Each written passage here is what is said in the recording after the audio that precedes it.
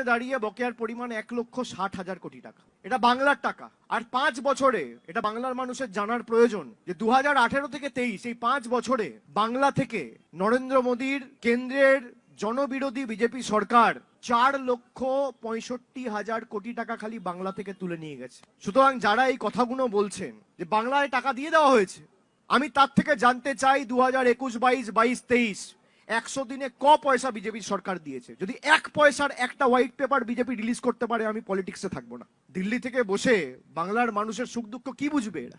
এই 2 বছরে, 2 বছর 2.5 বছরে 30 মাস কদিন দেখেছেন? কটা বিজেপির নেতা এসছে বলুন? আমি আপনাদের জিজ্ঞেস করতে চাই। দুঃখে কেউ থাকবে না, সব বসন্তের কোকিল। যাদেরকে 2019 সালে ভোট দিয়ে মানুষ বিজেপির প্রতিনিধি করে লোকসভায় পাঠিয়েছিল, এমন 18 জন বিজেপির সাংসদ রয়েছে বাংলায়। এরাই চিঠি লিখে, তল্পিবাহকতা করে, পদলেহন করে, পা চেটে দিল্লির নেতাদের বলছে বাংলার টাকা আটকে দাও। আমি বাংলার মানুষকে বলবো, যখন ভোট দেবেন চোখ কান খুলে ভোট দেবেন। আমি বাংলার মানুষের কাছে বলবো যে আপনারা কানে শুনে নয়, চোখে দেখে ভোট দিন। আগামী নির্বাচনে বাংলার স্বার্থে আমাদের লড়াই করতে হবে। যে স্বনির্ভর বাংলার কথা মমতা বন্দ্যোপাধ্যায় বলেছেন, সেটা যাতে অক্ষরে অক্ষরে কার্যত বাংলার মানুষের আশীর্বাদ সমর্থন নিয়ে আমরা বাস্তবায়িত করতে পারি। যেখানে এমন বাংলা আগামী 2 বছরে বাংলা নিজেকে তৈরি করবে, প্রস্তুত করবে, যেখানে দিল্লির নেতাদের কাছে আমরা আর সাহায্য সহযোগিতা চাইতে যাব না। দিল্লির নেতারা বাংলায় আসবে আমাদের কাছে সাহায্য সহযোগিতা চাইতে।